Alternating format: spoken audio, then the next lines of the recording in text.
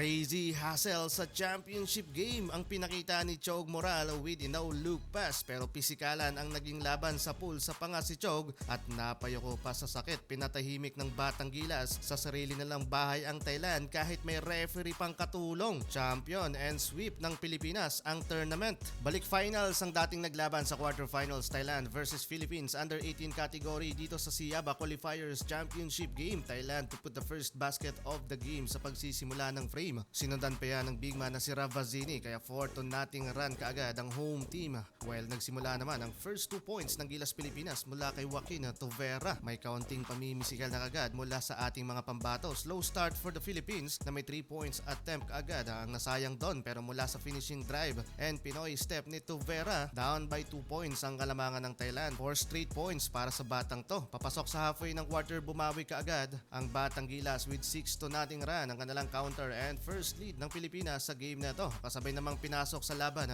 ang key player ng Gilas Pilipinas na sina Chog Moral at Ethan Aguas. Walang sinayang doon si Aguas at agad nagpakawala ng tres nang maiwang bukas sa wing 3-pointer. Under 3 minutes mark eto crazy hassle naman ang pinakita ni Chog Moral with no-look pass in connection to big man na si Prince Carino and 1 basket pa mga idol. Pero bago magtapos ang first quarter agad inilabas doon si Chog Moral nang matamaan sa panga ng player mula sa Thailand at napayoko daw ng bata. In control ang Pilipinas sa pagtatapos ng first quarter na may 5 puntos na abante, 19-14. Second quarter tayo mga idol, grabbing athleticism ang pinakita ng 5'10 na si Kyle Sardon para pangunahan ng opensa ng Gilas. Parang dadakdak na din ang bata doon sa putback na to. Grabe ang pressure ng championship game, especially para sa ating mga pambato. May home crowd buff pa ang kanilang kalaban pero still in rhythm pa rin ang Batang Gilas. So far, nagiging catalyst dito ang gwardiya na si Joaquin Tovera, leading scorer at sa play nito mala SGA pa kung makasabit ng foul sa kalaban and 1 basket. Halfway ng quarter, muling ibinalik sa laban si Chog Moral. Instant impact mga idol sa opensa at depensa. Pero biglang init mga idol ang Thailand with the back-to-back 3-pointer and the field goal from double-digit lead ng Pilipinas. Down by single digit ang lamang ng ating mga pambato. Pero Aguas counter kaagad mga idol sa momentum ng home team from left wing 3-pointer. Assist yan ni Chog na hubaran pa doon ng sapatos. Habang nagsisimula ng magluto mga idol, ang referee sa laban nito masyadong mababaw kung makatawag ng foul.